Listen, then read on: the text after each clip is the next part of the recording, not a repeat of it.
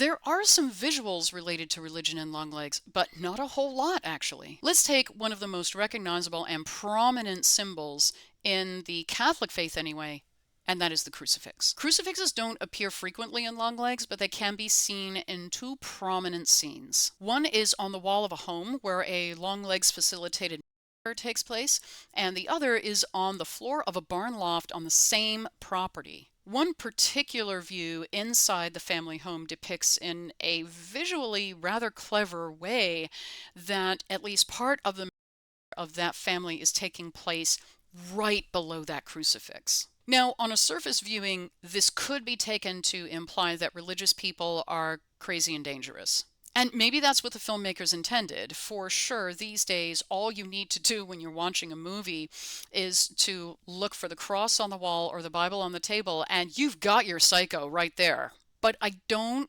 necessarily see that that's the meaning of the crucifix as used in Longlegs, and here's why. The way in which Longlegs inserts himself into families is by presenting those families with what is ostensibly a gift from their parish church.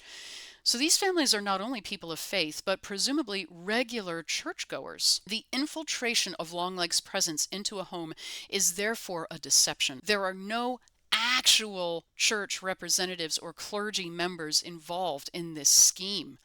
In fact, a Catholic priest is visiting this home when the massacre happens and is also.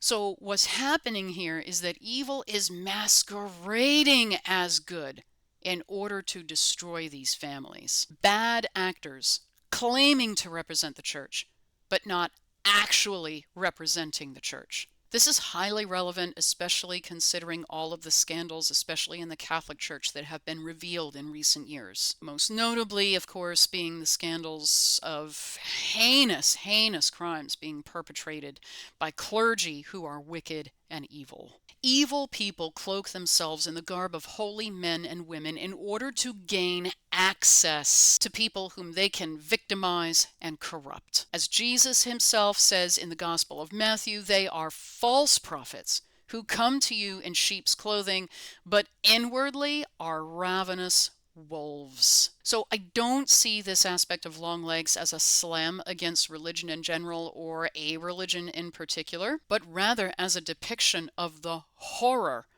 of what happens when these wolves in sheep's clothing prey upon the innocent. The horror of what can happen at the hands of people who claim to serve God, but who in actuality are serving his exact opposite.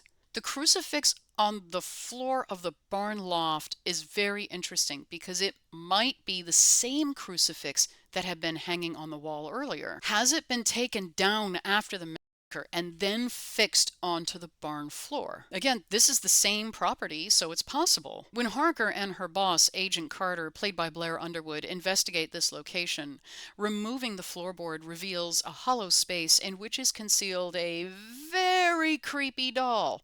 Now, I won't say too much about that specifically, but it seems that the crucifix had been placed above this doll's place of concealment as a kind of ward, suggesting that the image of Christ crucified possesses a power for good and a guard against evil, until people go poking into things that they shouldn't. But again, this isn't clear. Who put the crucifix on the barn loft floor? There's one survivor of this. Did she create this space? Did she put the crucifix onto the space as a guard? Did Ruth do it for some reason? Maybe as an expression of remorse for her part in this horror? We don't know. Now, what I found really interesting was the complete absence of religious imagery in Longlegs' residence. Yes, spoiler alert! Ruth's basement. At one point, we see Longlegs seated on the floor of his basement abode and reading a book. The camera pulls back to show the walls around Longlegs, and there's not a single crucifix.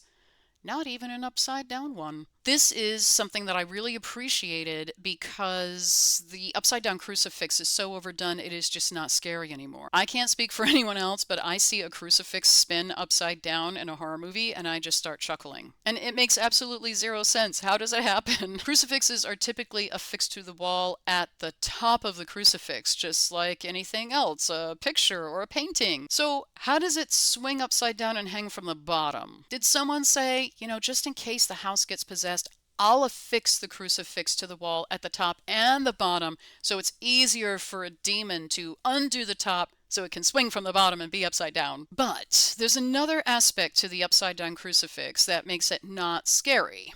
And that, believe it or not, is because an upside down crucifix is associated with a saint. The upside down crucifix is a symbol of St. Peter, who, according to tradition, was martyred by being crucified upside down during the persecution of Christians by, yep, the Emperor Nero. Anyway, there's none of that in Longlegs' basement. There are no crucifixes, upside down or otherwise, but there are also no statues, no paintings, no pictures, no icons. Nothing. Nor are there obvious depictions of Satan. There's some creepy artwork in the basement, but there's nothing that could be overtly said to represent Satan.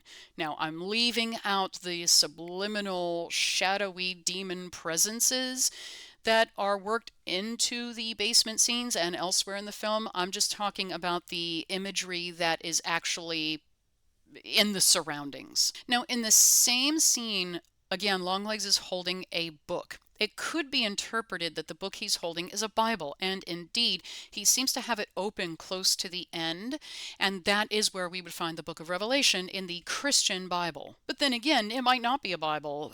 It might just be a grimoire where Longlegs has his evil doll spells. We don't know.